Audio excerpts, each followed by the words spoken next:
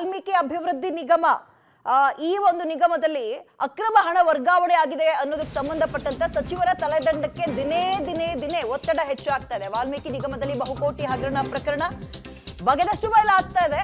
ಅಕ್ರಮ ಹಣ ವರ್ಗಾವಣೆಯ ಜಾಡು.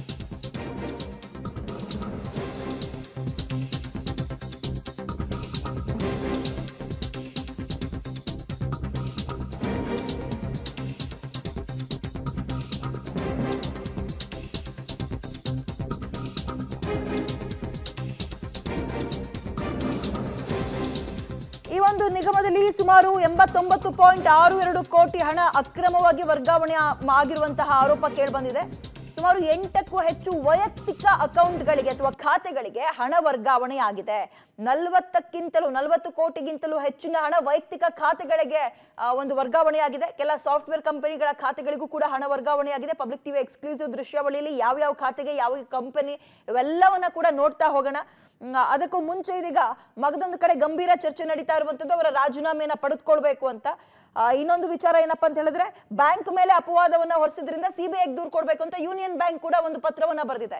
ಇದರ ನಡುವೆ ಸುಮಾರು 89.62 ಕೋಟಿ ಹಣ ಅಕ್ರಮವಾಗಿ ವರ್ಗಾವಣೆಯಾಗಿದೆ ಎನ್ನುವಂತಹ ಆರೋಪಕ್ಕೆ ಸಂಬಂಧಪಟ್ಟಂತೆ ಪುಷ್ಟಿ ನೀಡುವಂತಹ ಕೆಲ ಅಂಶಗಳು ಕೂಡ ಸಿಗ್ತಾ ಇದೆ.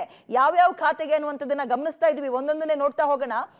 ಪಿಫ್ಮಸ್ ಮ್ಯಾನೇಜ್ಮೆಂಟ್ ಪ್ರೈವೇಟ್ ಲಿಮಿಟೆಡ್ ಇಲ್ಲಿಗೆ ಸುಮಾರು 5.5 ಕೋಟಿ ಹತ್ತತ್ರ ಗಮನಿಸ್ತಾ ಇದ್ರಿ. 5.35 ಕೋಟಿ ರೂಪಾಯಿ ಯಾವತ್ತು ಅನ್ನುವಂಥದ್ದು ಗೊತ್ತಾಗಿದೆ. ಮಾರ್ಚ್ 5ನೇ ತಾರೀಕು ವರ್ಗಾವಣೆ ಆಗಿದೆ ಪಿಫ್ಮಸ್ ಮ್ಯಾನೇಜ್ಮೆಂಟ್ ಪ್ರೈವೇಟ್ ಲಿಮಿಟೆಡ್ ಅನ್ನುವಂತಹ ಕಂಪನಿಗೆ.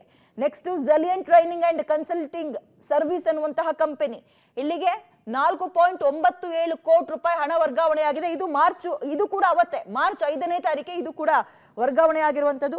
ಮತ್ತೊಂದು company happiest minds technology limited ಅಂತ ಇಲ್ಲಿಗೆ 4.53 ಕೋಟಿ ರೂಪಾಯಿ ಈ ಒಂದು ಕಂಪನಿಗೆ ವರ್ಗಾವಣೆ ಆಗಿರುವಂಥದ್ದು. ಇದು ಅದರ ಮಾರನೇ ದಿನ ಮಾರ್ಚ್ 6ನೇ ತಾರೀಕು.